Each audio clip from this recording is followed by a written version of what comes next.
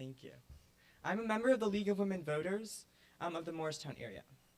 The League of Women Voters is a nonpartisan political organization, and therefore we never support or oppose political parties or candidates. Elections and voting are our core concerns. Empowering voters and defending democracy is our mission. We are committed to providing fact-based information about issues and positions candidates take on those issues to help voters make their own decisions and participate in the electoral process. Membership in the League is open to people of all gender identities. We welcome volunteers whether or not you are a member. With 100 years of experience, the League is one of America's oldest and most trusted civic nonprofit organizations. I welcome Kimberly Monroe to say a few words as president of Delta Sigma Theta Sorority Morris Alumni Chapter.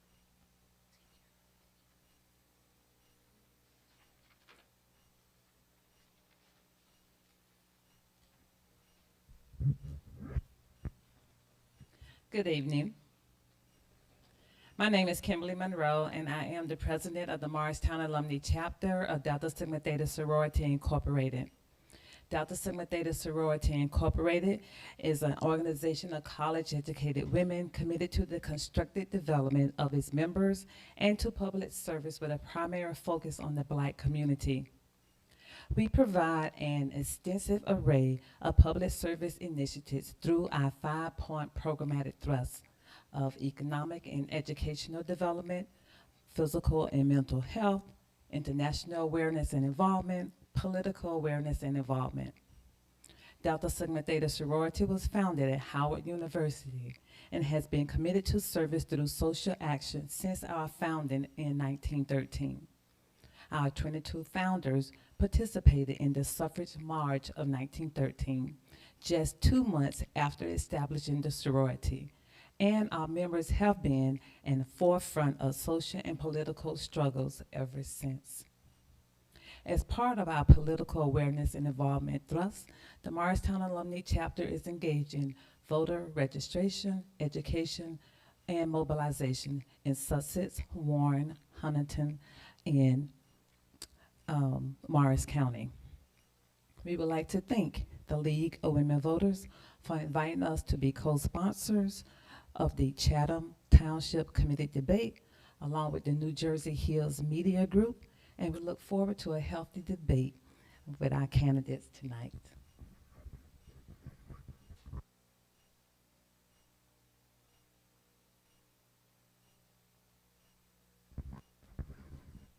All right, I'll hand it off to Tyler Barth to speak about the Chatham Courier.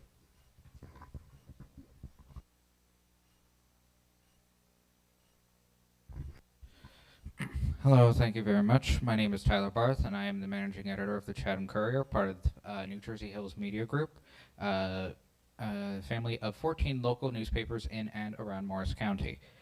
The Courier has been Chatham's source of independent news for more than 70 years, and if you're not familiar with us, I encourage you to visit chathamcourier.com or to find us at several storefronts in and around Chatham Borough and Chatham Township, and consider subscribing to the paper.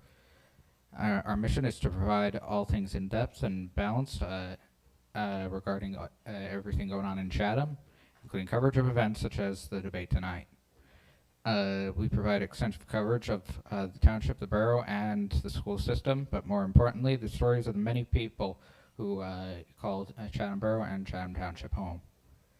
As of last year, we've converted into a nonprofit under our new parent company, the independent and locally owned Corporation for New Jersey Local Media. The organization was founded to ensure the survival and growth of newspapers such as the Chatham Courier, so that we may sustain and improve upon our tradition of providing quality local news from trained journalists at a time when local news outlets are disappearing across the country. We are honored to partner with the League of Women Voters and Delta Sigma Theta to co-sponsor this forum. Both of our organizations share a common core goal to inform and engage residents on local issues that affect their everyday lives. An informed electorate is an empowered electorate, and we thank the League, the sorority, and all 4 candidates tonight for their commitment in keeping the public informed. Thank you.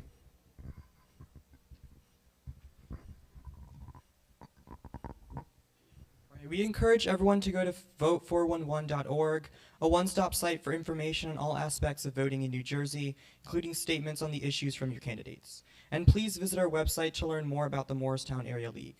This forum is being live streamed on the Morristown Area League of Women Voters YouTube channel and will be available there for viewing afterwards. We encourage the sharing of the League's recording of this event in its entirety, but do not allow editing or making public any excerpts from the recording. If live, please silence your phones. Refrain from taking videos or photos during the forum, and please do not post on social media. The League name, logo, event recording, or any materials from the event cannot be used in a way that could lead a viewer or reader to infer League support of or opposition to a candidacy. At this time, I would like to introduce our moderator, Joan Sturm. Joan is a League-trained moderator who is not from this voting district. She will introduce the candidates and outline the format for this evening.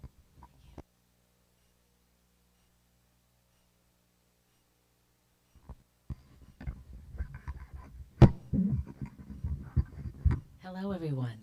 Welcome. Good turnout. Thank you for coming tonight.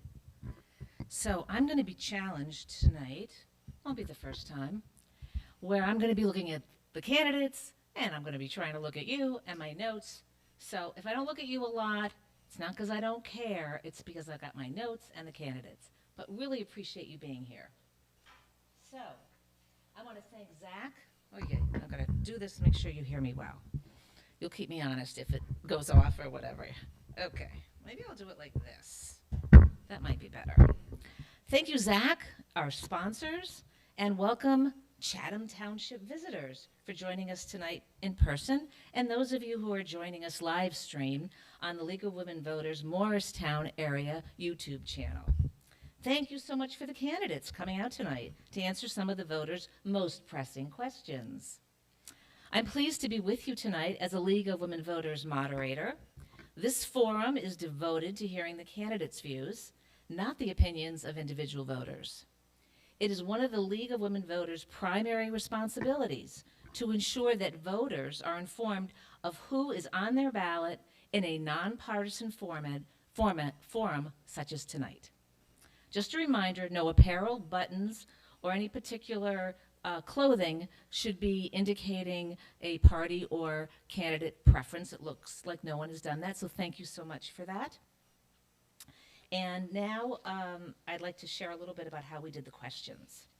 All the voters had an opportunity to submit their questions via a linked Google form online, and these varied questions have been reviewed by the League and this evening's sponsors for length, relevance to the office, clarity, and language.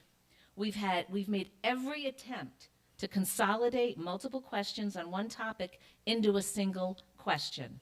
Although your question may not be asked specifically, it's represented in the question we are asking. For those in the audience, thank you so much. We've received many index cards that you've completed. The time to turn those in is now done. We've incorporated them. Many are already in the questions we're asking, but there's some that have not been, and we've found spots where we can include those. So thank you so much for contributing those. Any remarks when the candidates are speaking? We ask you to be quiet so we can move quickly through the process and ask as many questions as we can. We made very careful sure that the questions had nothing to do with personalities, that there was nothing offensive in there, and that they all are very open to the candidates answering them in the way that they feel most fit to do so. So that we can move along in the time allotted and hear each candidate equally, I'm going to ask you, as much as you might want to hold your applause till the very end. Thank you. So now this is for the candidates. They probably are familiar with this, but I just want to go over it. This is the format of how we're going to run tonight, and it'll probably be helpful for all of you also. So each candidate will have an opportunity for a 2-minute opening statement. Each candidate has drawn a number to determine the order that opening is going to be, and then the closing will be in reverse order. Coincidentally, it happens to be that the way they're sitting, that's how they randomly picked it. I, as the moderator, will then ask each of the candidates to answer a question. Questions have not been shared with the candidates in advance. The order of which the candidate will answer the next question goes in a rotation to maintain fairness to all the candidates. Each candidate will have 1 minute to answer each question.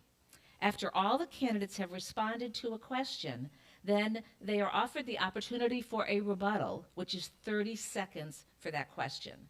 Please just raise your hand so that I can see you, and you will be able to state your rebuttal, and then every candidate here will have an opportunity if they would also like to say a rebuttal, but there is no obligation to do so. After the Q&A session's over, each candidate will then deliver a 2-minute closing statement that will be in the reverse order that they did their opening statement, so it'll start with Marty and work their way back.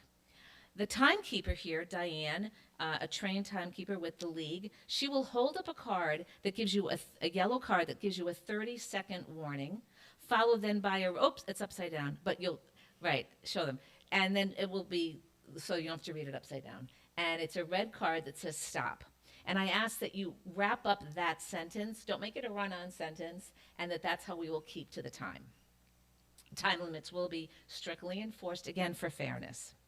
As a courtesy to each candidate, we're going to ask you one more time to turn off your phones and your digital or electronic devices. No photographs or recordings of the forum. And again, we have this recording that's being done at the League of Women Voters, and it's on YouTube for all of you to view at a later point. So after the candidate responds, there's no discussion from the floor, and we've asked you to hold all applause and verbal reactions till the very end. So with that, I'm going to start with opening statements, and I want to make sure our timer is ready. And we're going to start with you, Ashley. And it's okay. I've talked to everyone, and everyone says that using the first name is fine. And also, just to let you know, the timer starts when you say your first word. Okay? And Ashley. Thank you to the League of Women Voters for hosting the debate this evening, and the Chatham Township community for taking time to join us. As the present mayor of Chatham Township, I'm joined by Deputy Mayor Mark Hamilton to express our gratitude for your continued support and to humbly request your vote for another term as your representatives. Before I delve into our vision and accomplishments, allow me to briefly reintroduce myself. I'm not just a mayor, I'm a former small business owner, attorney, and mother of 2, soon to be 3 girls. In my years of entrepreneurship, I learned the importance of budgeting, prioritizing decisions, and most importantly, getting things done. These principles have guided my tenure as mayor and will continue to be the foundation of our successful leadership. Over the past 3 years, Mark and I have worked tirelessly to prioritize the safety and well-being of our residents above all else.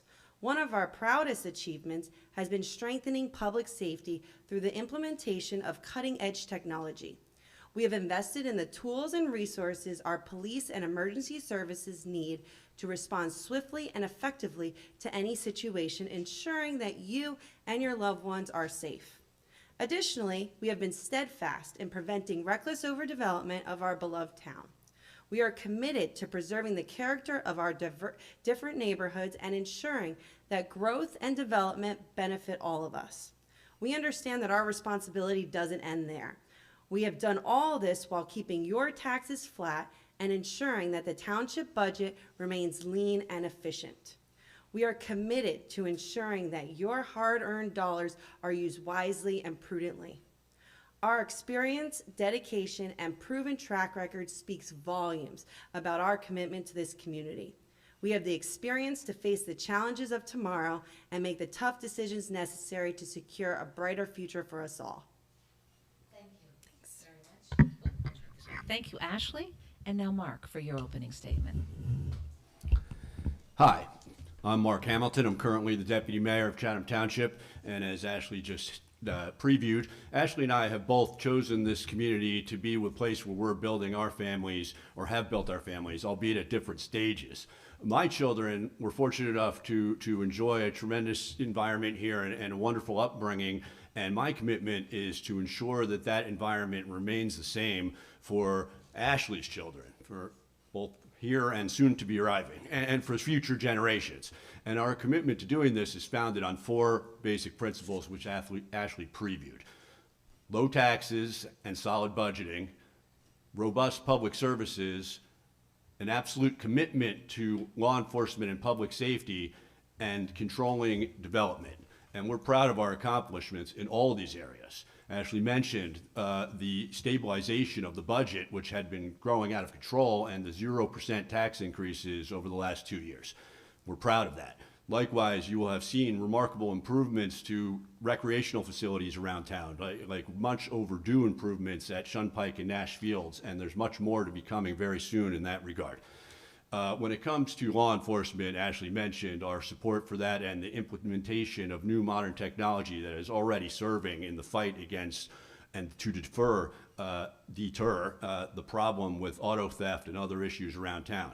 And when it comes to stopping reckless overdevelopment, the type of thing that you see running amok right now in Chatham Borough, just down the street, I'm proud to say that both Ashley and I have been on the forefront of that fight since long before we were ever elected to anything as private citizens. We're proud to volunteer to provide you with the leadership that you deserve, and we're willing and eager to continue to do so for another term. And as we're going to discuss tonight, there are all the reasons why we look for your support and hope that you will come out and vote for us in November. Thank you, Mark. And now Jen, for your opening statement. Hi, I'm Jen. I'm really thrilled to be here tonight for this debate. I'd like to thank our opponents for coming and the League of Women Voters, Delta Sigma Theta, and Zach for your intro. You did a great job. For those of you who don't know me, I'm a wife, a mom, a small business owner locally here in Chatham, a board member, a mentor, and a volunteer. I'm a demonstrated leader as an accounting and governance professional by trade and have held roles of CFO, chief audit executive, partner at a Big Four firm, and I'm currently an audit committee chair on several boards. I'm a founding member of the Women's Network Chief, and I volunteer with and mentor entrepreneurial students at University of Delaware and NJIT, as well as startups and underserved youth in Newark. I consider myself a global citizen. I've been in over 50 countries and done work in over probably 40 countries, and I speak Spanish. I have 5 teenagers, 3 biological, 2 adopted from Newark, 4 of which are currently at Chatham High School, and a sophomore in college. She graduated from Chatham High School as well 2 years ago. I've been a resident of Chatham for over 20 years, and I grew up in Madison. I've given a lot of my time to the community through Chatham Education Foundation, Girl Scouts, and I've been a keynote speaker at the Women's Club of the Chatham's Luncheons, where their annual scholarship was named after my mom, Beverly Davy. You'll also hear from Marty about his long tenure here in town and his dedication to making it a great place. I'm not here because I have a self-serving issue or to create a government that will serve my needs or my friends' needs. I'm here to serve Chatham, every single member of the community, by bringing my deep and wide experience. And as a governance and compliance professional, I think we need to follow the rules and the bylaws, get some of the money that's been left on the table, and put the residents first. The definition of a leader is putting the needs of the greater good in front of your own personal needs, and that is who I am and who I have always been. I've always shown up for Chatham, and if elected, it will become even more evident how I show up for Chatham. Thank you. Thank you, Jen. And now Marty, opening comments. Thank you. To all the sponsors, to Ashton, to Mark, and of course to Jen for tonight's discussion. I've lived in Chatham for over 30 years. My wife, Lisa, and I have had the privilege of raising our kids here, and they both have completed their entire education in the Chatham school system. I have served on community boards like the Board of Adjustment, which I'm currently serving on, and the Environmental Commission.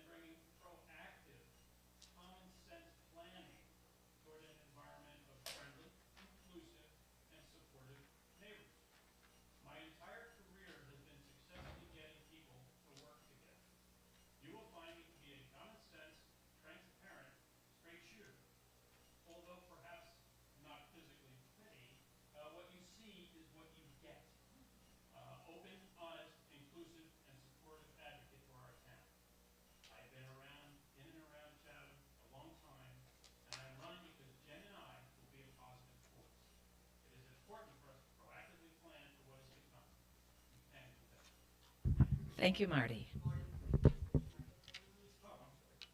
Oh. And learn good. how to use a microphone. Okay. Okay. I hope that was heard on the streaming.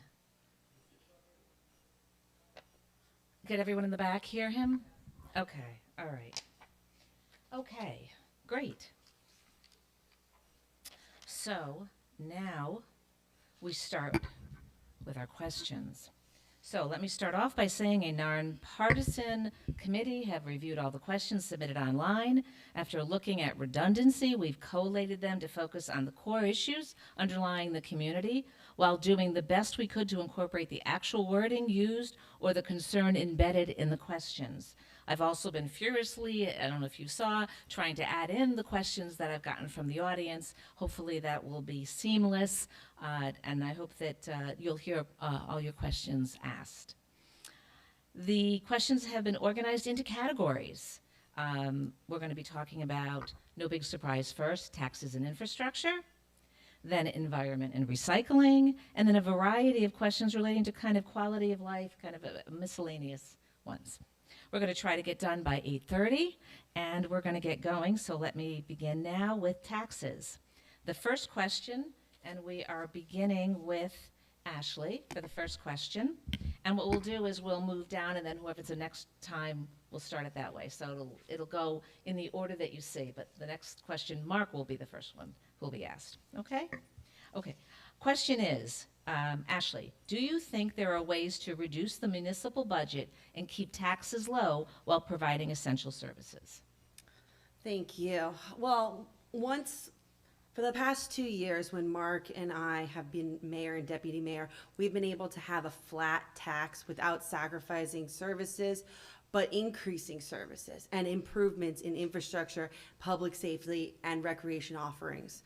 When the Democrats were in charge in 2020 and 2021, they raised taxes over 20% and used those increases to prepaid debt in a historically low interest rate environment. I mean, ultimately, we kept our campaign promise by instituting 0% or zero-based budgeting to determine what we actually needed in our budget, and that's how we were able to keep our taxes flat.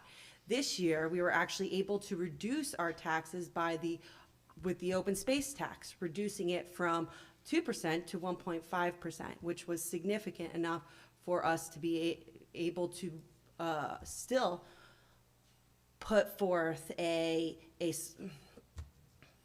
Thank you, Ashley. And Mark, same question. Could you repeat the question, please? Sure. Do you think there are ways to reduce the municipal budget and keep taxes low while providing essential services? Yeah, the short answer is yes, particularly with the part about keeping taxes low. There are certain difficulties presented with significantly reducing the budget itself, but certainly the first factor is in reining in or eliminating growth of the budget, particularly unnecessary growth of the budget. And it's an absolute commitment of Ashley's and mine, and it's been demonstrated over the last 2 years that there are ways in which this could be done. As Ashley just mentioned, we actually did, in fact, reduce the taxes this year after significant increases in the two preceding years before we became mayor and deputy mayor. And the ways in which you do that are by responsible planning and working closely with our department heads, seeing what we could do as far as salaries is a huge part of it. You know, there's a big fight going on right now with things that are mandated on us by Trenton, including health care costs for employees. And we've been proud, Ashley in particular, to join with Democratic mayors throughout the state in unifiedly fighting against that. Thank you, Mark. Same question, Jen. I mean, taxes aren't something that you wake up and look at your bank statement in the morning and say, oh my gosh, I have to raise taxes today. It's a culmination of decisions that were made prior to you coming and decisions that will be made after you coming. That being said, I think there's definitely an opportunity to plan further, to build budgets for future years and look at what we're gonna need and to determine where that money's gonna come from. I think there's lots of grant money to be had. I think there's so much time that volunteers are willing to spend to make the community better, and that can take some time away from some of the salaried people to let them focus on other things, to find more cost savings, find more grant money, and find more opportunities for savings. Thank you, Jen. Marty, same question. I don't think I don't think anybody in this room wants to pay one single penny of additional taxes, and so we're all absolutely committed to keep those as low as possible. But the reality is that over the course of years, Chatham Township has been a township of significant, voluntarism. And so that is an area where we can hopefully re-enlist the support of many of our community members to help out as we go forward in various organizations and things in the town. That's one way I believe that we can rein in some of any excess increases going forward. Thank you. Thank you, Marty. Can I just want to say, I may want to suggest if you move your mic a little bit, I think yours is a little closer to you because it did come out a little louder. So I just want to, there you go. And we have a rebuttal by Yes. Ashley. Yes, Ashley, and I just want to one of the things I need to let you know is whenever there's a rebuttal, I need to make a point of it with the timer so she can reset the clock for 30 seconds. So I will always be kind of making sure she knows. Okay, Ashley, sure. Yes, I know the topic of grants came up, so I wanted to make something, very clear.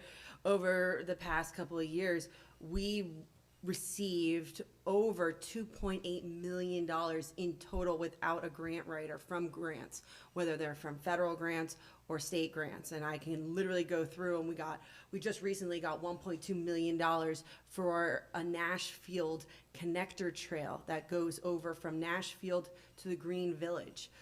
We also got, Thank you.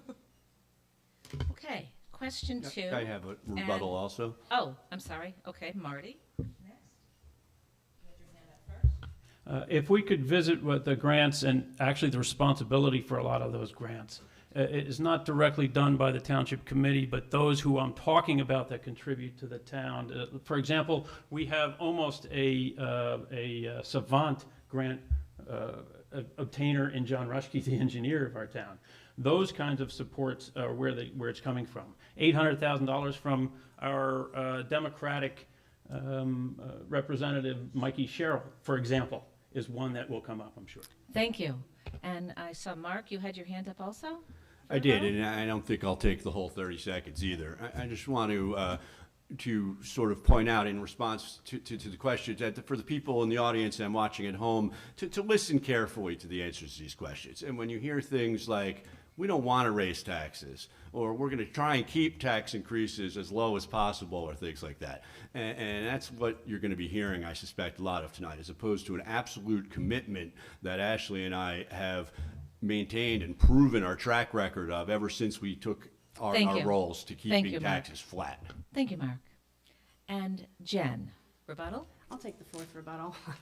I think it's easy to say that you're maintaining a zero tax rate, which of course I Excuse me. can commit, but I think it's easy to commit to a zero tax rate when you move the money around so that you can enable yourself to take money out of certain funds that are earmarked for certain things and use them for operating expenses. So if you move money around and you do accounting in a different way, it allows you to pay your bills without being transparent. Thank you, Jen. On to the next question, and we'll be starting with Mark. The question is, what are your views on how the new development fee on home additions and renovations is being applied to homeowners in Chatham Township? Could it be improved, and if so, how? And then another question I'm going to lump into that I received from the audience is, will there be changes to streamline the process to obtain permits, in particular construction permits for Chatham homeowners? So I don't know how much they're related, but since they both were talking about additions and renovations, if it's possible to talk about both together, that'd be great. If you feel it's really you can't, I will divide them into two separate questions. But I'll be glad to repeat it at any point if I need to. Would you like me to repeat it again, or are you clear on it? I think I got it. Great. Thank you. And they're not entirely related, but I think I could probably answer it to a certain extent in a minute, which is as far as the improvements or updating to the application process, we do have a new construction official, and that is something that we're looking on in a number of ways, and not just about construction. There are a few other subcommittees amongst the township committee that are looking at various permitting processes, and we're hoping to do better there, and that's going to be a focus in the next term.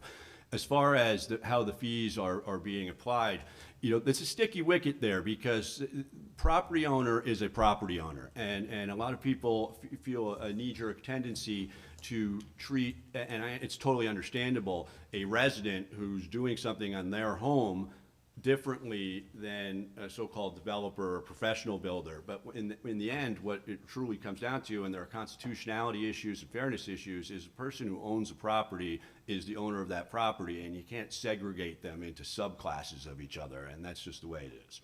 Thank you, Mark, and thank you for trying to accommodate both questions. Again, I want to make sure that everyone feels comfortable with that, but thank you for addressing both in the same answer. I'm sorry. So now we move on to Jen. I think Chatham is a developer's dream. There's always construction, and it's a highly sought-out neighborhood. So I think we left a lot of money on the table because we didn't collect developer fees for many years, and that left us in a vulnerable position when we were faced with affordable housing. So I think there's definitely an opportunity, and it's something that we should do, is collect the fees that we are entitled to. To answer the second part of the question, I would love to automate more things for Chatham. Currently, the paperwork to get a tree permit is 6 manual pieces of paper. I believe we have the software, it's just we haven't implemented it yet, and that is, time is money, and if we can save time and devote our time to other things, then all the better. Thank you, Jen, and again, thank you for answering both questions as part of one question. Marty. If we speak about developers' fees, one of the most aggressive people to speak against collection of developers' fees has been Mark Hamilton prior to the actual development of those fees. And now it is a significant revenue stream. On the second piece of that, on how to supply a little bit of expediting to processes, this might lead into some shared services as an opportunity to work with other towns that are having a very significant success with some software that even our township may be familiar with already. Thank you, Marty, again, for addressing both questions. And now Ashley. When it comes to the software that also costs money, we have the requirements for a tree permit have been reviewed, and it's currently being looked at with the state requirements in mind. So we have been in the process of updating that and making it shorter, because it has been long for a very long time. In regards to, was the other part of the question? The other part of the question, so that was regarding the construction permits? Is that what you were just addressing with the trees? I was addressing what they were talking about. Okay, can you stop it for 1 second? I will restate. Okay, developer. You know what, I want to be fair to you. Let me restate the question. Thank you. But we're not going to start it from the beginning, but we'll just put it on hold for a moment. Let me ask the question again. Okay. What are your views on how the new development fee on home additions and renovations is being applied to homeowners in Chatham Township? Could it be improved, and if so, how? The second part of the question is, will there be changes to streamline the process to obtain permits, in particular construction permits, for Chatham homeowners? Okay, in regards to development fees, problem is that they end up being taxes. And so I have been against them. I was against them before, and I continue to not, I'm still against them. I don't think that's the way we should be getting revenue. I think there are better ways of doing it where it's not coming from our residents. And that's what it was agreed to and voted on before we came into office. And right now it's been okay for the past couple of years, but if development stops, there's going to be a problem, and it's coming from our residents' pockets, and I have an issue with that. So, thank you, Ashley.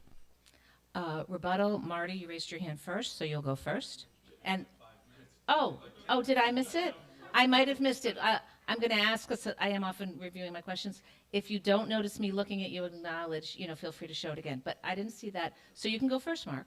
Absolutely. Appreciate that, Go Marty. on. And for pointing out my opposition to increased taxes on the citizens of Chatham Township.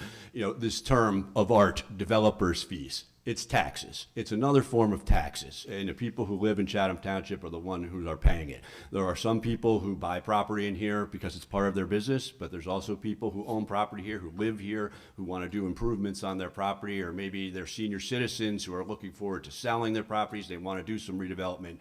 Developer fees are taxes on the citizens of Chatham Township. Thank you. And that's it, what it is. Thank you, Mark. Marty? Yeah, 30 Again, seconds is 30-second rebuttal. Yes, it is. I know there's some residents that are concerned about developer fees attacking them. There are discussions actually that we can have regarding the amount of square footage that's where there's overage and a significant amount of development. And developers' fees are fees on developers.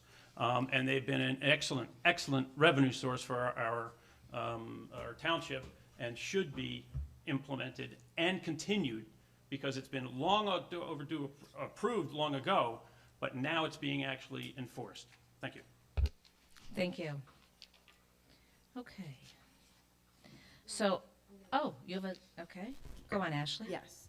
I mean, ultimately, the developer's fee is directly related to the affordable housing mandate that's imposed on us.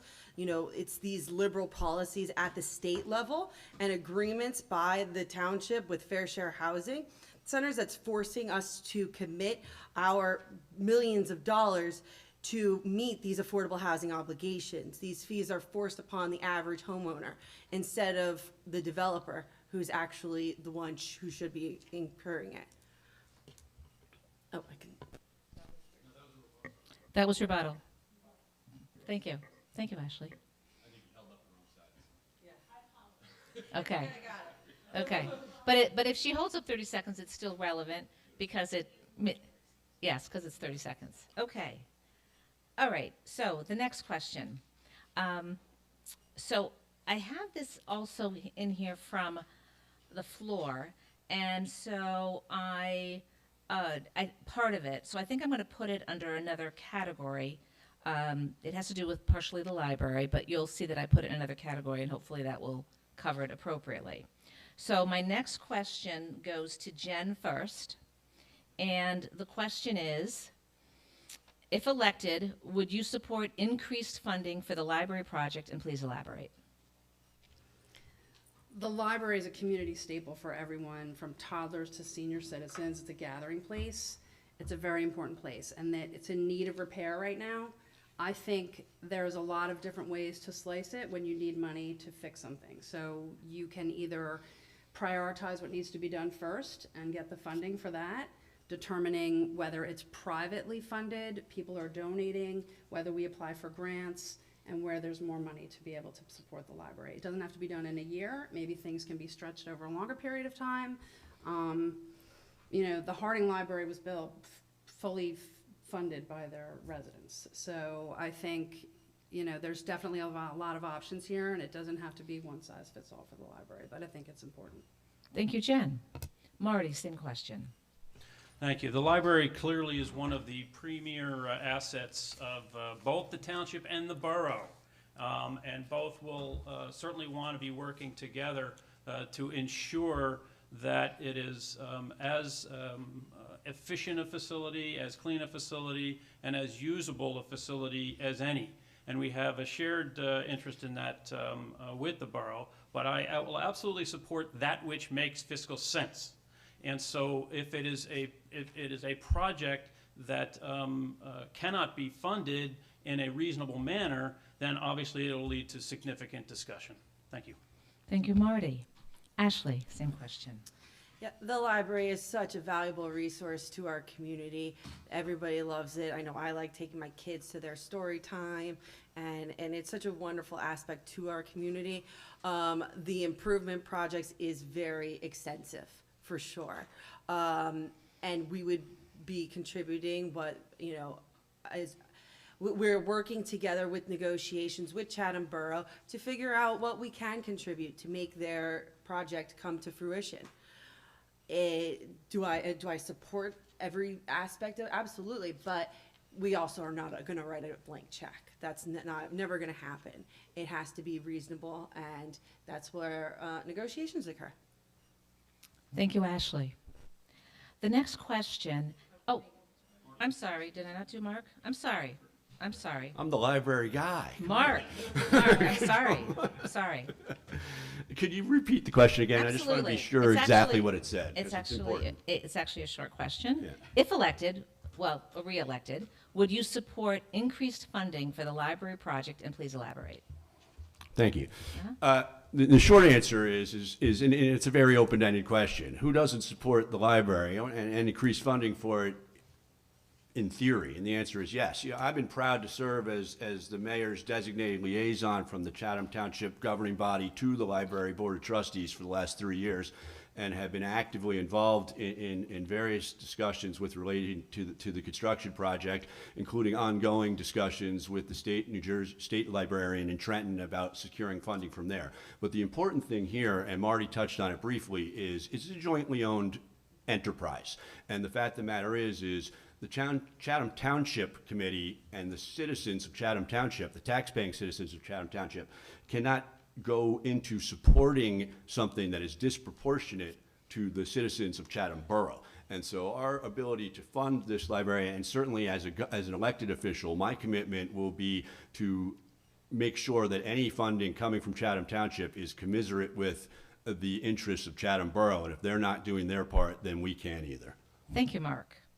Okay, so this next question, I was going to have two later, but since I believe it connects, and again, I'm not from the town, so I don't know all the nuances, so I'm hoping that this connects. So I'm going to say the first part of the question, and then I'm going to include what came from the group, because it also relates to the library, okay? So let me give it a shot.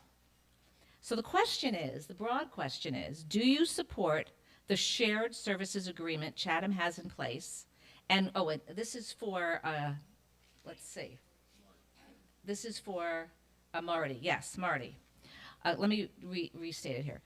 Do you support the shared services agreements Chatham has in place, and will you support the addition of others in the future? And now I'm going to add this, because this is the place that I think it may go. As a family that actively participates in the community, I have concerns about the issues that arose surrounding the joint recreation agreement with the borough. What is your vision for partnership with Chatham Borough on issues like recreation and the library? So that's why I bring it up, because you were talking about funding and perhaps shared services. So I hope they're not too separate and there was a similarity. Good. I got a nod for Ashley. Good. Okay, so Marty, you can start off with that question. Okay, thank you. Yeah, this is an onion that has a lot of peeling going on to it, and so 1 minute will not do it justice. However, from a conceptual basis, shared services are a terrific way to go if appropriate. And so whether it be, particularly you touched on the joint rec agreement, that was a disaster when the majority took over.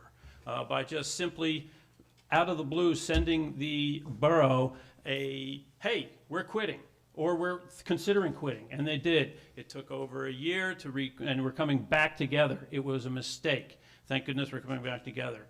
Other shared services should be reviewed. Perhaps the IT is another example. Snow equipment that we're using at the same time, that doesn't make sense. So to be reviewed, but yes, there are opportunities there. Thank you, Marty.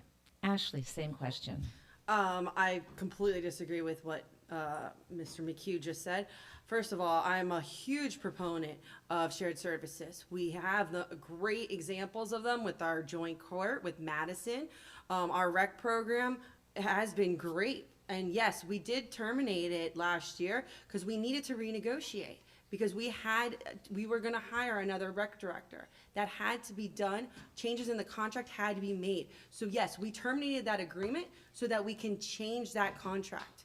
It's just the process of doing that. There was nothing disastrous about it. It didn't impact any of our residents. There's still had plenty of opportunities for input on it, as well as there's no changes in the coaches or scheduling or anything. Additionally, I've continued to meet with our coaches and recreation directors regularly to make sure that their needs are being met. And so the idea that that was a disaster, I think, is just fundamentally false. Thank you, Ashley. Mark, same question.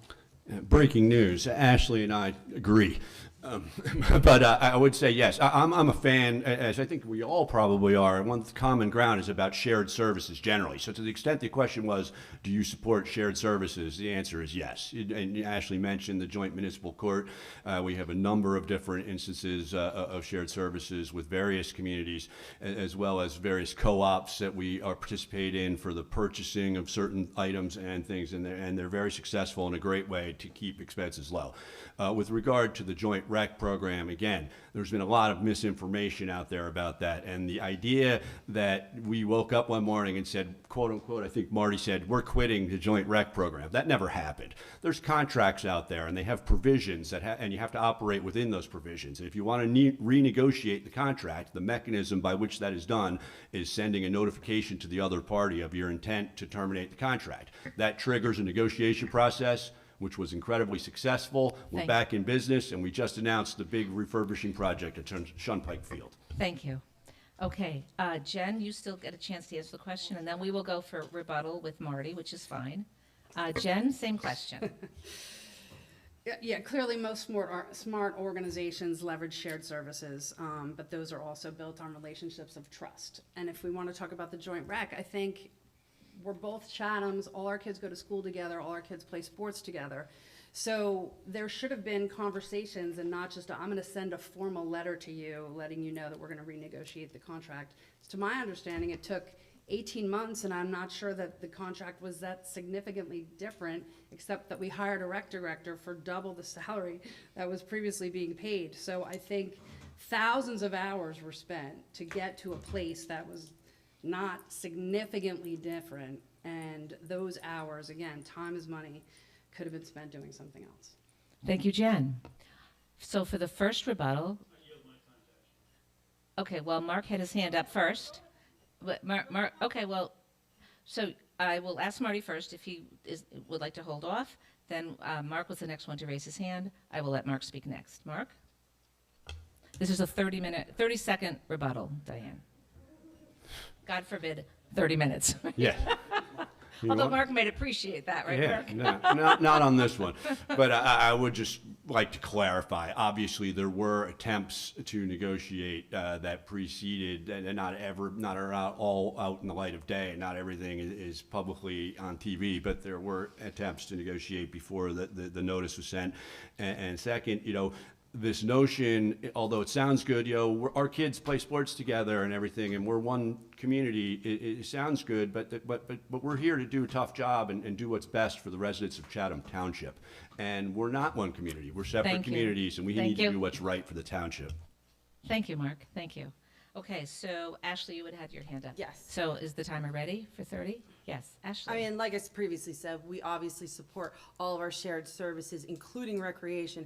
However, like all of our agreements, they should be audited. They should be researched and revisited for effectiveness and efficiency and cost. Thanks to the renegotiation, it saved us a lot of money. Okay, so saving money, fairness and balance is not a disaster. That was a benefit to the township residents. Plain and simple. Thank you, Ashley. Mark, did you? I'm sorry, Marty. I yielded, but I'll come back again because it's a whole separate point. And the idea that we saved a huge amount of money on renegotiating the rec agreement is just materially not true when you hire an employee for the township specifically that is that much greater than no director at all. So I obviously we respectfully disagree on this particular item. Thank you, Marty. Next question will be for you, Ashley, first. And the question is, we've received several questions about the municipal building. What do you think should be done with that building and why? Well, there's no surprise here. I think this building is a humongously, it's just so valuable to this town. I think there's so much character to it, and I think there's so many options that we can do with it.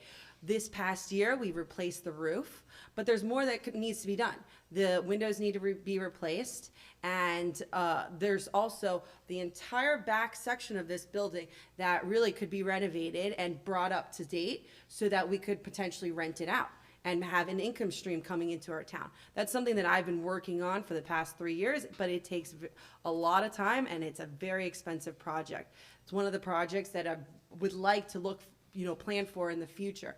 Additionally, we have the entire field space all back here and our parking lot. Something that I would like to look into is putting a lot of that space onto the Rossi and preserving it in open space. It does border the Great Swamp.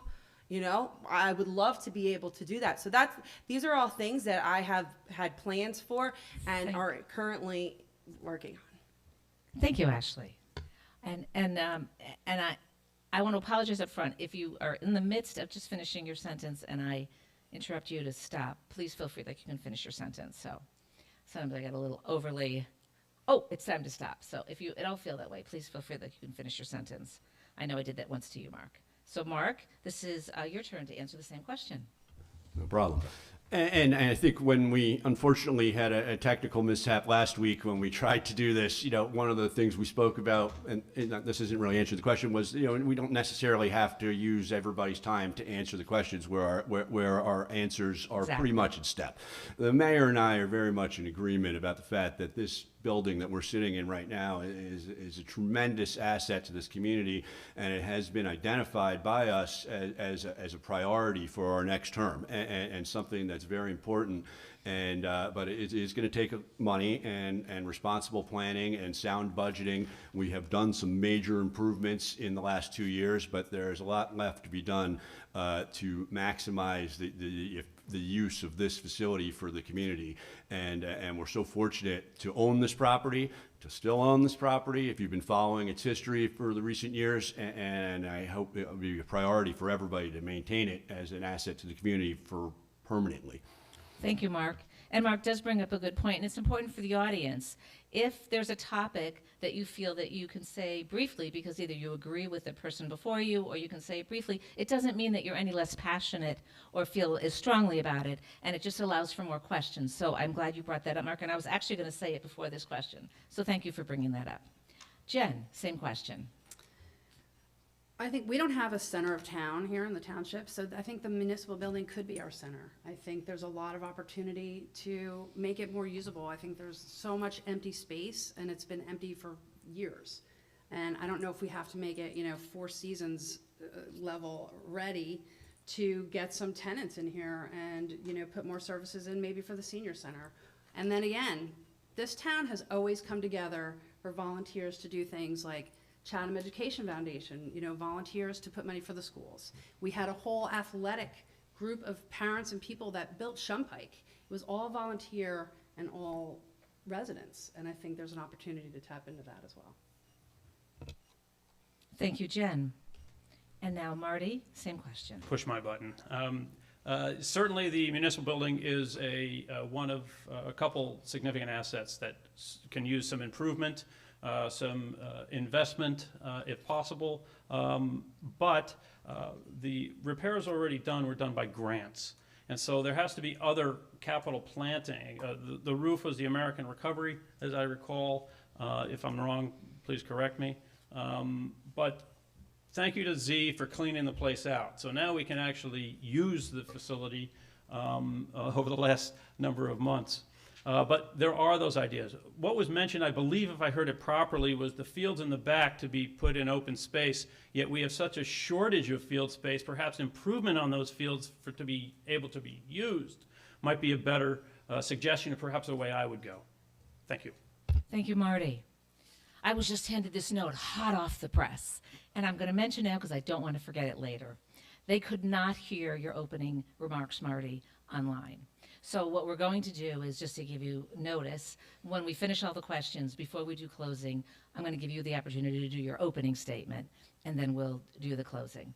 Because anyone who listens to it online will totally not have heard it. And that's an important audience for us. But we won't discuss it now, just make sure you No, I just want to assure you it'll be the same opening statement. Oh, absolutely. So Absolutely. I know there may be concern that other things will be introduced. I will not do that. No, there's no, right. Thank you for that. It'll be a little odd. He's going to do his opening and followed immediately by his closing, based on the order that we're going in.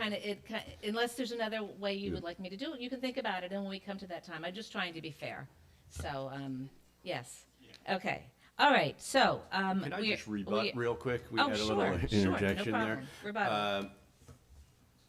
I'm not sure I'm following the logic of the point that there's some sort of criticism based on the fact that we obtained a grant to replace the roof to this building.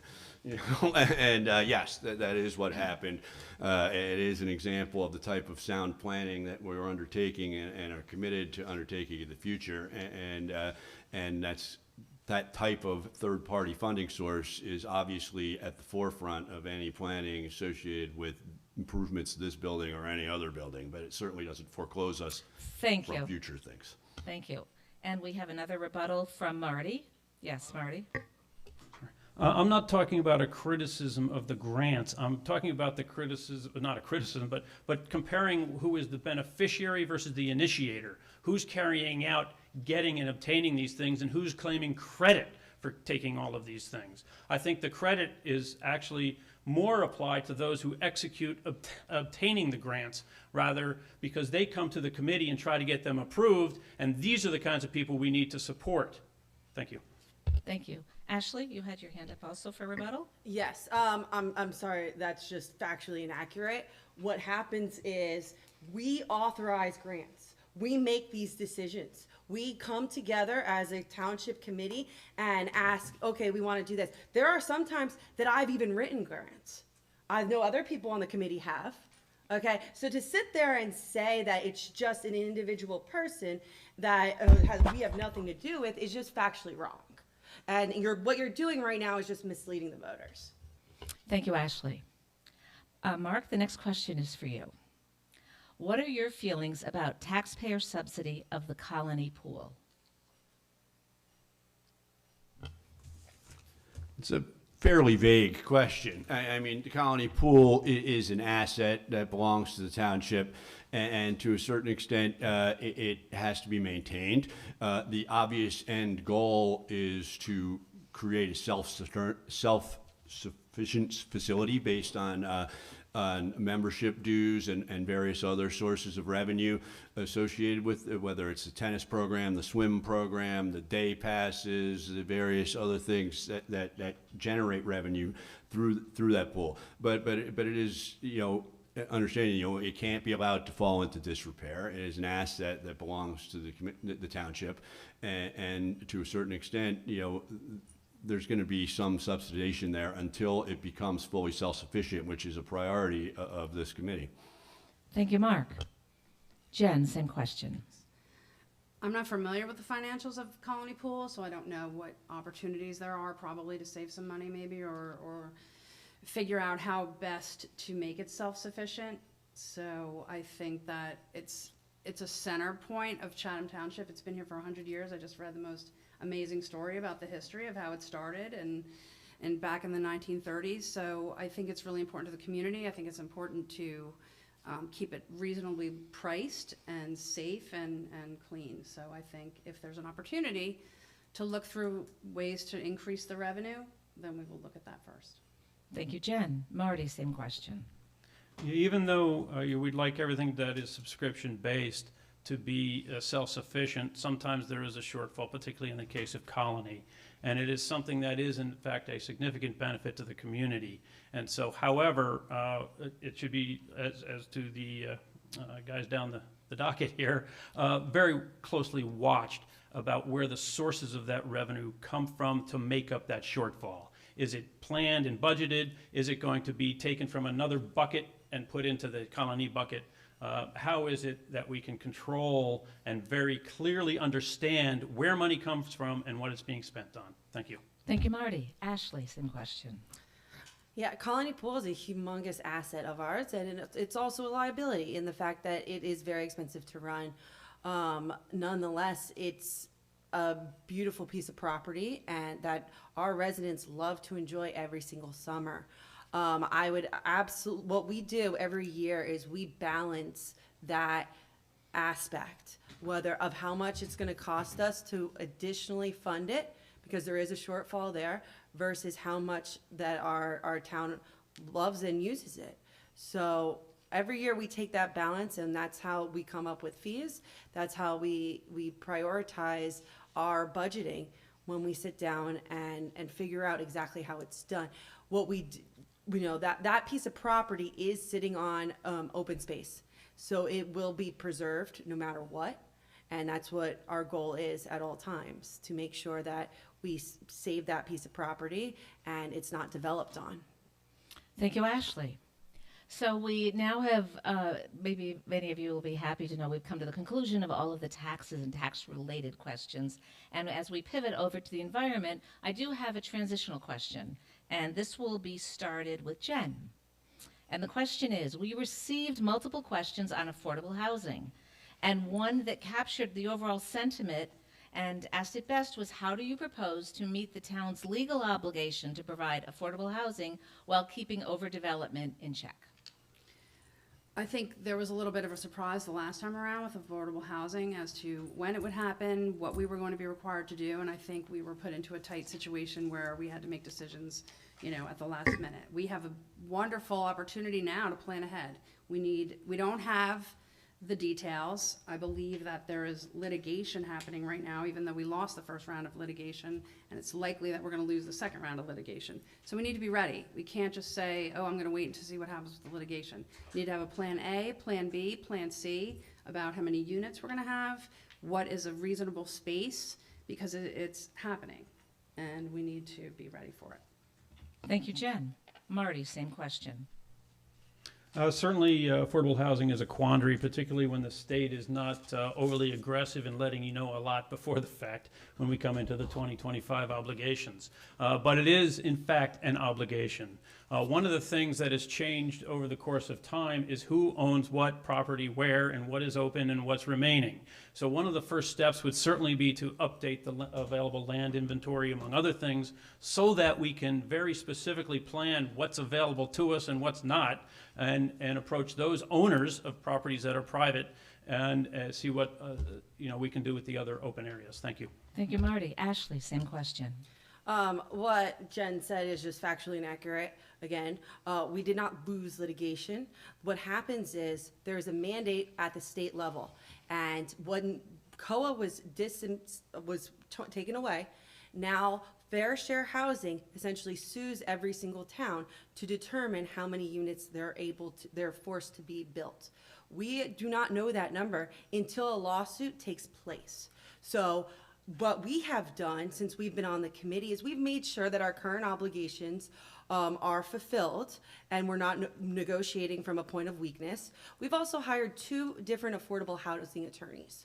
One that is fighting for us and our stake at the state level, and at this state level, it has enabled us to join a lawsuit against Governor Murphy to try and reinstate COA. So municipalities like ours know exactly how many units they need to build instead of just guessing or waiting to be sued. The other option that Thank you, Ashley. Okay, we move on to. You forgot me. Oh, I'm sorry. I'm sorry. Right. Sorry, Mark. Yeah, well, again, Ashley and I agree, so maybe I don't need to take too much time, but yeah, to the extent that how the question was, how are we going to meet our obligations, I believe, and the answer is that the precursor to that question is determining what our obligations are. And Ashley and I are firmly committed to fighting with every available means available to this community to keep those things to a minimum, including, she referenced the lawsuit that is ongoing, in which Chatham Township is a participant along with a number of other communities seeking to address these issues. I'm not sure if that's what Ms. Rowland was referring to, but I don't know what the source of her legal analysis is on the likely outcome of that litigation, but I don't share it, and I wouldn't share it anyway with the public. But we are fighting at every level to limit the amount of the obligation in the first place. And the biggest way we could do that, other than winning in court, is through protecting space. There's only so much land in Chatham Township, and the more of it that is protected, the less of it is available for fair share housing. Thank you, Mark. So now the next question, we've now left all the, rebuttal, okay. Jen? I was just going to say, it sounds expensive. Okay. No, can I? What, just wait, Jen, did you had? Go ahead. Okay, that's it? Okay. Time, are you ready? Okay, Ashley? Sure. What's more expensive is paying for extra units that we don't need. Unfortunately, when COA was disbanded, we've let the developers drive the negotiations instead of it coming from an actual formula or anything. So we don't have a choice. And with our second attorney that we have hired, it represents us at the local level so that we can get our number as low as possible, because that's what we've been committed to do. Thanks. Thank you. Mark, you had your hand up. I did. As far as expense goes, I'm not sure whether the reference was to protecting property or litigation, but on the litigation front, it's a sound principle to join with multiple parties throughout the state in joint litigation. The fact is through utilization of our specialized affordable housing attorney as opposed to a generalist representing us here, there, and everywhere, we've actually saved money on legal services. And as far as protecting property, protecting open space, acquiring open space, including Mr. McHugh mentioned some that's held in private hands, that can be done very frequently through obtaining grants for that purpose. Thank you, Mark. Next question goes to Marty. And what do you think Chatham Township is doing? What do you think Chatham Township is doing as it relates to environmental protection, and is it enough? I think perhaps the Township Committee can answer that from what they're doing. But what can we do, perhaps, is a question. The Environmental Committee or Commission in the Township was very much upset when the majority took control.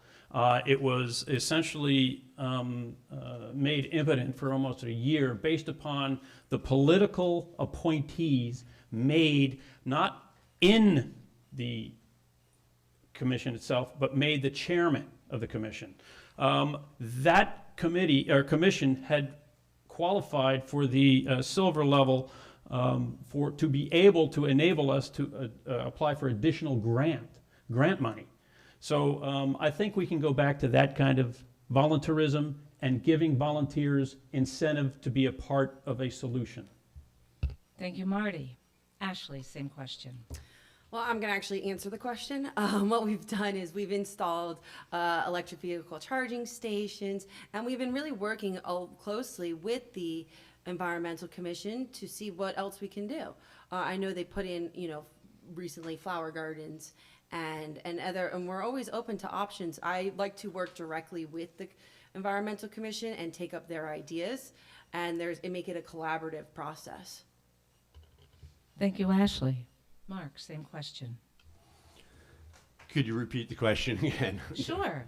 What do you think Chatham Township is doing as it relates to environmental protection, and is it enough? The answer is I think it is enough for now, but you're always willing to explore other opportunities. And what we are doing is, the things that Ashley mentioned, as well as obtaining grants to potentially explore acquiring additional open space. And she mentioned the trail grant from Nashville to Green Village is going to be a great thing for the environment. The main thing we can do for the environment, though, is eliminate reckless overdevelopment and overgrowth of the community with more and more people at the expense of open space, and that's something that we're fighting very vigorously. And as far as Mr. McHugh's announcement that the Environmental Commission doesn't like us, that's not what I hear from the members of the Environmental Commission that I speak to. Thank you. Jen? I think if you're a leader, you surround yourself with people that are smarter than you. So you would find those people. There's so many people in the community that live and breathe environmental issues, follow up on things that are going on, and have dedicated their time to making it a better town with their expertise. I think there's an opportunity to bring those people together. We had a silver certification. We don't anymore, that's my knowledge. So I think, why wouldn't we want those people working for us and helping us and making us as good as we can be? Thank you, Jen. Marty? I apologize if, in fact, I said the Environmental Commission doesn't like you. I said it became impotent. However, the 30-second rebuttal. Oh, it's 30 seconds, Sorry. excuse me. Regarding the reckless overdevelopment that keeps coming on, it was not that is absolutely something we have to discuss, because the development push by relying on ratables, particularly for these large home increases and the like, these are areas that we have to talk about that were pushed by, in fact, the current majority. Thank you, Marty. Mark, rebuttal? When I say reckless overdevelopment, what I'm referring to is high-density housing that is not fitting with the community of Chatham Township, and which you will see running rampant in Chatham Borough. Thank you, Mark. All right, next one is for Ashley. It will be the one to answer this. And based on, this was a question that was asked by the audience and was lower down in my questions, but as I see we're only have about 15 minutes. I want to make sure I ask this because it did get brought up here and was brought up online and by people in the group here. And that is, the question starts with you, Ashley. What criteria and process should be used to appoint volunteers to commissions and advisory committees? What process should be used? What criteria and process? Well, I think there's a lot that goes in. For one, obviously experience, for sure. And I think also there has to be some, it can't just be experience. What we do right now is we have a form that everybody fills out that wants to volunteer. They submit it. I see the form, and then usually I give them a call, and I talk to them for a couple of minutes because I want them to make sure that they understand the commitment that's involved in joining one of our boards. Some of these people have never joined a board before, and they don't know. Like for the planning board, for example, it's a large commitment. It meets twice a month. And some of these meetings go until 11 o'clock at night. It's a very time-consuming commitment. And I don't think it's prudent for our boards to have someone that's appointed, and then once they realize what the time commitment is, then they have to leave. And that has happened a lot. So that's usually what I gauge when I talk to these people. Thank you, Ashley. Mark, same question. Which was? The question was, what criteria and process should be used to appoint volunteers to commissions and advisory committees?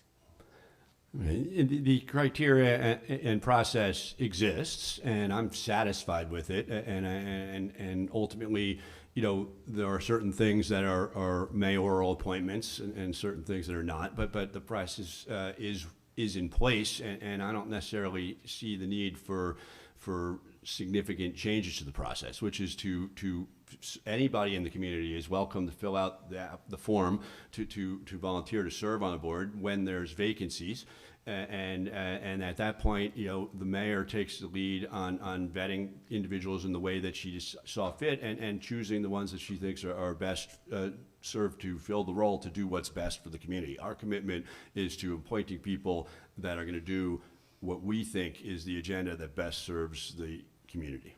Thank you, Mark. Jen, same question. No, I agree. As I said, you surround yourself with people smarter than you and that know more than you that you can learn from. So it's about expertise and not appointing friends and just getting the right people in the role.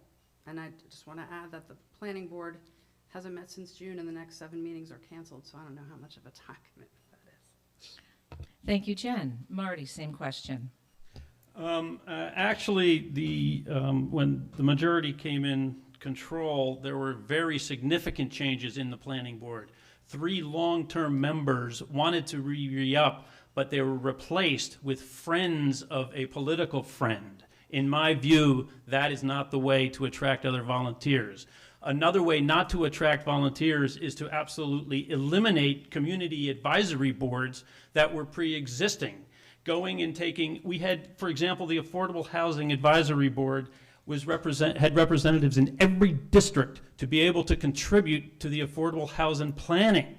So this is the way we need to attract volunteers, is to treat them with respect and appreciation. Thank you, Marty. Mark has a rebuttal. Ready, Diane? I do, and it's going to be, I'm going to not address the ridiculous accusation of appointing friends to boards. You know, I mean, come on, no, it's just nonsense. But I'm going to talk specifically about the Affordable Housing Committee. Affordable housing is a minefield of litigation and legal exposure. And having a unchecked, unelected committee out there meeting on their own, keeping minutes, talking about where there's opportunities for affordable housing in this community was not a good idea. Thank you, Mark. Ashley, rebuttal. First of all, everything, Marty, what he said was just factually inaccurate again. We've got to stop misleading the voters. Also, there was no, well, piggyback on what he was saying on the Affordable Housing Committee. It was actually advised by our attorneys, our new affordable housing attorneys who do nothing but combat affordable housing throughout the state, that we do not have an Affordable Housing Advisory Committee, because once CO was disbanded, we don't have the opportunity to just pick a place of land. Thank you, We have Ashley. to sit there and we're sued. Thank you, Ashley. Mark, Marty, rebuttal. I'm sorry, hold on. Marty, rebuttal. Are we good? Thank you. Okay.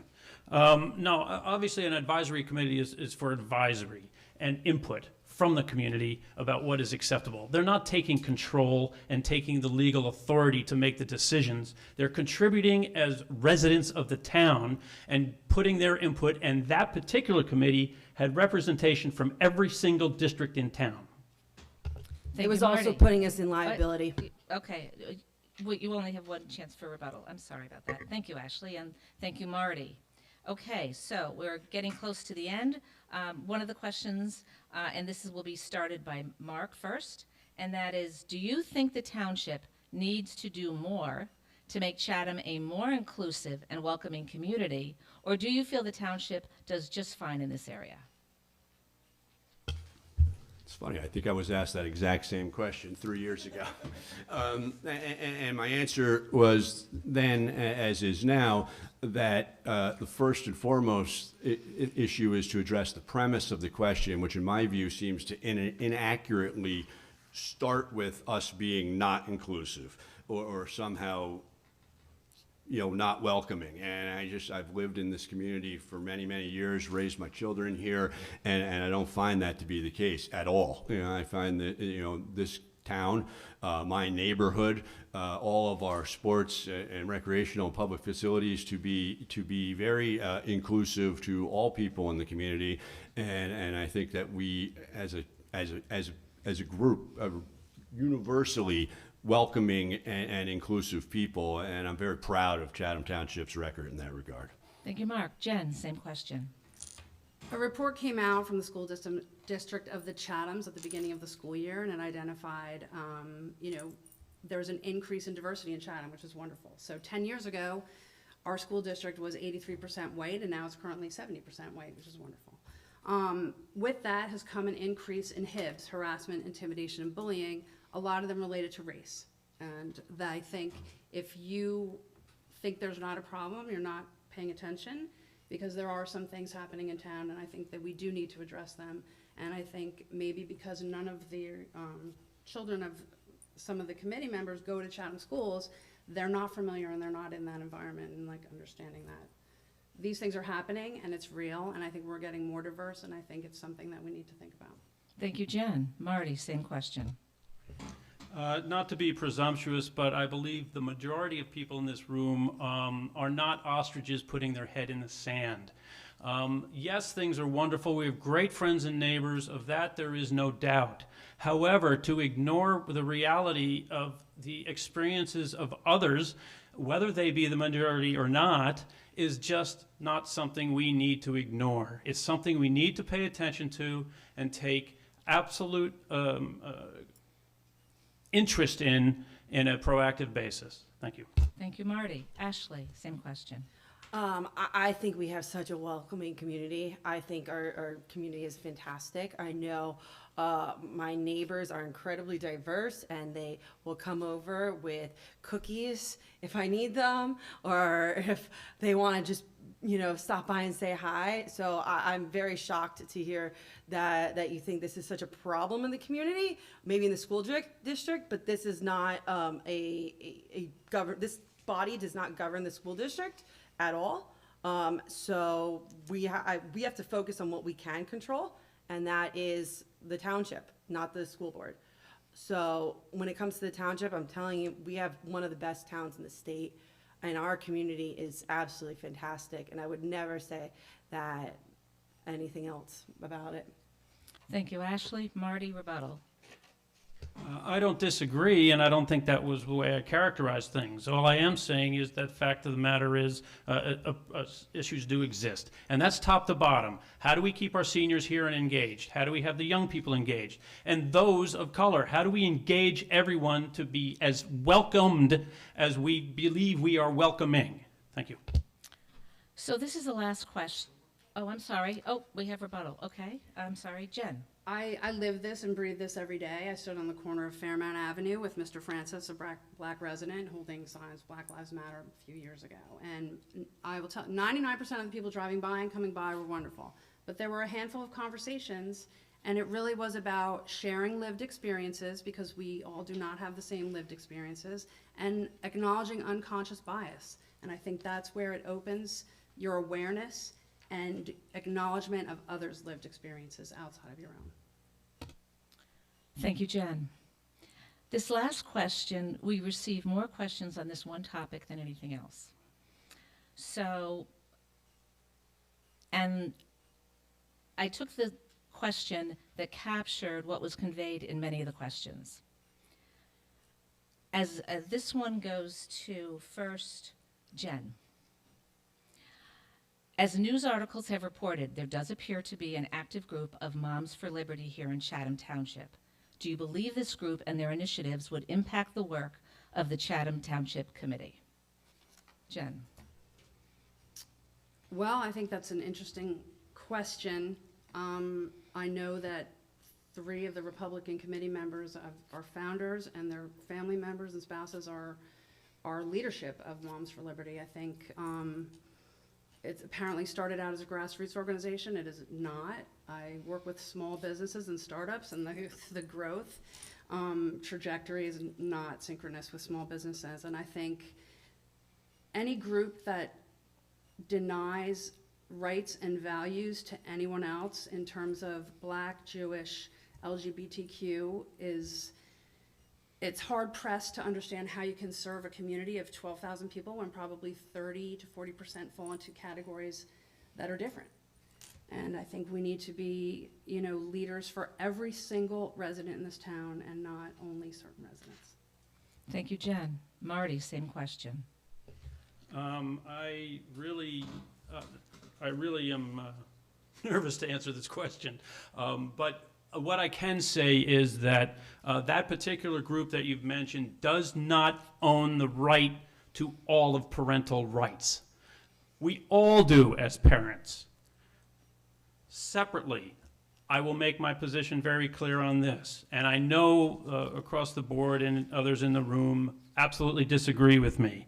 I believe it is a dangerous, insidious organization that really does put our children and others at risk, and that has a direct impact on our community. Thank you. Thank you, Marty. Ashley, same question. First of all, I disagree with the premise of the question. I don't think this is a venue where that type of question should be asked. This is a campaign for Township Committee, not Board of Education. Again, we are not running for Board of Ed. We have no say in anything with the Board of Ed other than working together for public safety, which we have done. So this topic I think is just completely out of place. I don't understand why it was even asked by you guys or anyone, because it's simply irrelevant what my views are. Specifically, when it comes to, I've been on this township committee for 3 years. I don't go to Board of Ed meetings. I work with them when matters of public safety, but nothing else. Thank you, Ashley. And just to be clear, many of these questions came up over and over again. So the fact that any of you can clear up the role of the board in relation to this is helpful to the community. So, Mark, same question. What a surprise. Many questions came up. I wonder how that happened. Coincidence. First of all, I agree completely with Ms. Rowland that organizations that are denying people's rights or are in any way bigoted or prejudicial have no place in this community. That particular organization is not such an organization.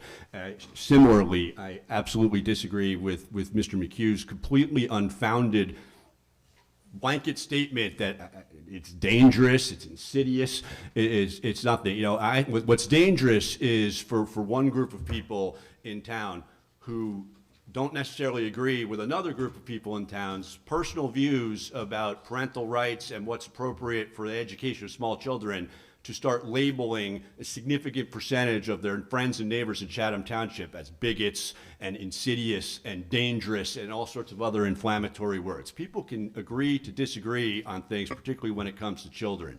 Now, Ashley's right that this has nothing to do with the Township Committee, and the question never should have been asked, but that's the fact. Thank you, Mark. I labored over it because it was asked so many times that I thought it was important that they hear from yourselves if it's relevant at all, and I think it's helpful for them to hear what your perspective is. The question, and if I need to, I can repeat it. It was not accusatory. It was not negative. It was strictly trying to understand the role that it played with the Chatham Committee. So that was the accusations didn't come from you; they came from him. So as far as the question, so I just wanted to make sure that you understood where the question was coming from. Okay, I see two rebuttals with their hands up. Marty first. Marty? Yeah, I want to be very clear, and I think I prefaced the entire thing. This was my opinion of the organization, and I have done some significant study on the organization, among others, and I do believe very clearly it is an insidious and dangerous organization for our children, and that does impact our town among other towns. That's what I'm saying, and so I'll leave it with a question. If you don't want to discuss it, what are you hiding from? Thank you, Marty. And I saw another rebuttal. Oh, I'm sorry. Jen, did you have your hand up first, Ashley? No, okay. She did. Jen. No, it's not about the school district. It's about the constituents and the people that live in this town. I mean, this group was labeled by the Southern Poverty Law Center as an extremist group. And, you know, the KKK, they can laugh all they want. The KKK is a group, and I can say, oh, it's just my local chapter. It's still the KKK. So I think you're only as good as the people that you surround yourself with, and it's not about the school system. It's about, 30 to 40% of your residents. Thank you, Jen. Ashley, you had, Mark, rebuttal. Good people of Chatham Township, watching at home or here in the room, this woman just equated you with the KKK if you have strong views about inflammatory, sexually explicit, and other types of material being shared with very, very young elementary school age children. That's the fact. So when you go out to vote in November, you can think about that. Okay, it's not an issue before this committee. It's not anything that's relevant to this committee, but what is relevant to the voters of Chatham Township is that our colleagues here think that you are a bigot. Thank you, Mark. Ashley. That was so good. I'm going to let him end it with that. So, based on your point, Mark, I think what I will do is have Marty do his opening statement after everyone's closing, so everyone can have a fair chance to do their closing. And I hope that's a fair way to handle it. So I didn't think it was unfair. I just thought it was awkward. Or it's awkward regardless, and I just want to make sure that everyone had a chance. And we did check everyone else's opening statement came across clearly on the streaming online. So that's why we came back to that. So now we are going to go with closing statements, and that's going to start with the one who went last for opening. So that will be Jen. And I'm going to remind you, wait a minute, hold on. Okay, Ashley went first. Marty, I'm sorry, you're right. I'm sorry. So you're right. You know what? I had mixed up the placement of where you were on this card that I had done. So Jen went third, and Marty went fourth. Just go the opposite way. Thank you. That's all. Yeah. Easy. Right. Okay. Could I make a suggestion? Absolutely. You might want to do your opening now and then go down the line and then do your closing. That's not That would be a good. actually. No, actually, that's not a bad idea. because then you can do it, then there's a little break, everyone gets to do their closing. I think that's a great idea. Am I opening or closing? I'm not So- clear. It's a good question. I think we're going to take Mark's suggestion. I like it. We'll start with, you'll do your opening. We'll Okay. acknowledge it for streaming and all, that this is the opening statement, and then we're going to come around and we will go next to Jen, Mark, and Ashley, and then we'll, I don't think that's right either. If anything, maybe he go do his opening, and maybe he goes right into his closing. I think that all right, that well, makes the since most both of you have given an opinion, Marty, are you more comfortable with one versus the other? No. Okay, you'll do it either way? I Since do what we- I'm told. Since, That's- okay. At I least at this think- point. I think what I kind of like is that you do the opening. Yes. Because I don't think it's right that you're kind of talking online for 4 minutes. So let's do the opening, and then we'll go to the Fine. next person. Terrific. Right, which will be Jen, correct? Jen, Yeah, and you then can go this Mark, way. Ashley, and then we'll go that way. Okay, great. So- So this is your opening statement, which you did not have your microphone on, so it did not get captured on streaming, and maybe some of the people in the back didn't hear it also. And I'll keep my promise by reading it so that I don't divert like I did when I just did it off the cuff. Thank you. Thank you all sponsors, Ashley, Mark, Jen. I have lived in Chatham over 30 years. My wife Lisa and I had the privilege of raising our 2 kids here, and our guys completed their entire schooling in the Chatham school system. I have served on community boards like the Board of Adjustment and the Environmental Commission, been active in numerous rec programs, and consistently been involved in other neighborly ways in our community for many years. I have also appeared in front of various township committees over the time within this building, and hopefully with helpful and positive input and public comment. I am here to ask for your support and the opportunity to give back to a community that has given so much to my family and to me. I am here to promote what is good for Chatham and to bring a more positive and open direction. Of course, keeping the lowest possible taxes, stretching dollars to optimize services, a laser focus on prioritizing public safety, supporting our great schools, and bringing proactive, common sense planning toward an environment of friendly, inclusive, and supportive neighbors. My entire career has been successfully getting people to work together. You will find me to be a common sense, transparent, straight shooter. Although perhaps not physically pretty, what you see is what you get. Open, honest, inclusive, and supportive advocate for our town. I have been in and around Chatham a long time, and I am running because Jen and I will be a positive force. It is important for us to proactively plan for what is to come, and I truly believe I can do better. Let's get to work to protect, promote, and advance what is locally good. Thank you. Thank you, Marty, for the opening statement that was not captured at the opening of our session. We will now begin our closing statements with Jen Rowland. Jen, you have 2 minutes for your closing statements. All right, thank you. I'm running because I have the financial expertise to bring to the town to plan, to forecast, to look for the money, to find the money. I attended the committee meeting last night, and I have read through the audit report, the last audit report, and this is where I make my bread and butter. So I think it's been really interesting trying to understand the accounting. And last night's meeting, there were 13 resolutions that were captured all in kind of one vote. And a lot of things I think were included in there, while in previous meetings, there was lengthy discussion about a $500 invoice. Last night, there was almost $1 million of invoices being paid, and there was money for colony pool expenses being charged against the open space fund. So that I don't understand from an accounting perspective, and I know that it was deemed by the state of New Jersey to be inappropriate, but not illegal. So moving the money around is not transparent, and that's what I want to bring back and make everyone feel comfortable and understand what's going on with the finances in the community. And to add, I just think this town is so rich with amazing people. I've been here a long time. I know a lot of people. And, you know, we don't have to agree on everything, but we can agree that Chatham is really a nice place to live. And I believe that our best days are ahead. We're a growing community. We're a beautiful, diverse, kind, and welcoming community.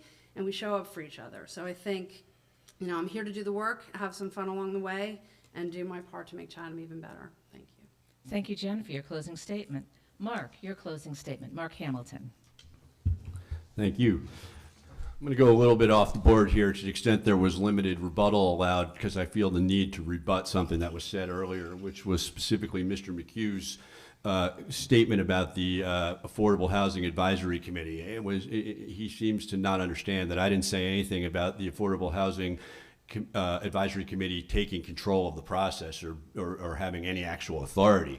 What I said was affordable housing requirements are mandated through a litigation process, and there's broad discovery associated with that, and having the state come in there with minutes from a committee that nobody on the elected committee knows anything about what they're doing, talking about where there's opportunities for affordable housing in the community is not a good thing. But that's just the reason why we didn't want that committee. Anyway, the bottom line is Ashley and I have been committed to serving on this committee for the last 3 years based on the principles that I outlined at the beginning, which are sound budgeting and low taxes, best possible public services, robust support for law enforcement and public safety, and not mostly, they're all equal, fighting against reckless overdevelopment in the form of high-density housing and unreasonable housing requirements. And that's what we're going to continue to do. We would be honored to continue to provide this community with the leadership that it deserves, and we're looking forward to doing so, and I hope that everybody will come out and support me and Mrs. Felice come November 6th. Thank you, Mark. That was Mark Hamilton. And now Ashley Felice. It is your time for closing statement. Thank you. This evening, Mark and I have highlighted our accomplishments and our unwavering commitment to the safety, prosperity, and preserving the unique character of Chatham Township. But tonight I want to draw a clear contrast between our leadership and our opponents, particularly when it comes to public safety and local government experience. Let's start with public safety, a cornerstone of effective governance. Mark and I have made it a top priority to ensure that our residents feel safe and secure in their homes. We've invested in state-of-the-art technology, including additional officers and resources for our police and emergency services, making sure they have all the tools they need to respond swiftly and efficiently to any situation. This commitment to public safety is non-negotiable, and it's something we will continue to prioritize. Now let's talk our opponents, who have shown a concerning lack of understanding and experience in matters of public safety. In these uncertain times, we can't afford leaders who are unprepared to make the tough decisions necessary to keep our community safe. Your safety should never be compromised by inaccurate biases, inexperience, or a lack of knowledge. Furthermore, when it comes to local government, experience matters. We have a proven track record of effective governance, and we know how to navigate the complex challenges facing our community. Local government requires a deep understanding of our town's unique needs, and it demands the ability to make informed decisions that benefit all residents. We've been doing this for years, and our experience is an asset that we will continue to leverage for the benefit of Chatham Township. In this election, you have a choice between experience, dedication, and a proven track record of results. Or you can take the chance on inexperience and uncertainty. We firmly believe that our commitment to safety, our dedication to preserving our community's character, and our responsible fiscal management makes us the right choice for Chatham Township. Thank you, Ashley. That was Ashley Felice in her closing statement. And now Marty McHugh is going to do his closing statement. Yeah, we definitely want your mic on. Yes, thank you. Thank you again to everybody, including Ashley, Mark, and of course Jen, and all the sponsors and the like. Really, I think tonight, hopefully I've given a flavor of my outlook, which is engagement over secrecy, and how I would always openly conduct the business of the township. Certainly in campaigns, there is often a tendency toward hyperbole about incumbent accomplishment, or hyperbole over the threats of the competition. I will not take things out of context. I will not overstate my influence, and I will not make a lot of really specious claims.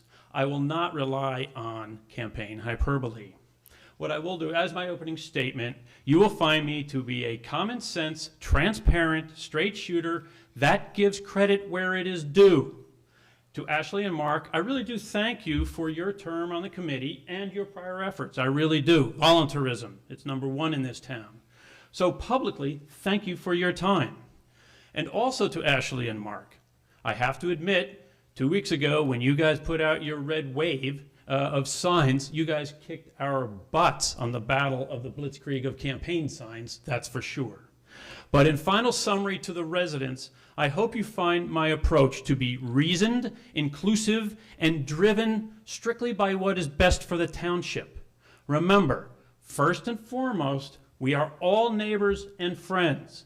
I ask for your support and confidence with your vote so I, along with Jen, can help make Chatham even better than I found it over 30 years ago. Thank you. Thank you, Marty. I want to thank you all for giving me the opportunity to be the League of Women Voters moderator tonight. And I want to thank our host, Zach, our sponsors, our timer, Diane, and the volunteers from the League who generously gave their time to make these forums successful. And let's have a nice round of applause. Thank you for holding your applause till the end to our candidates who really performed extremely well with a range of questions. We want to thank you for that.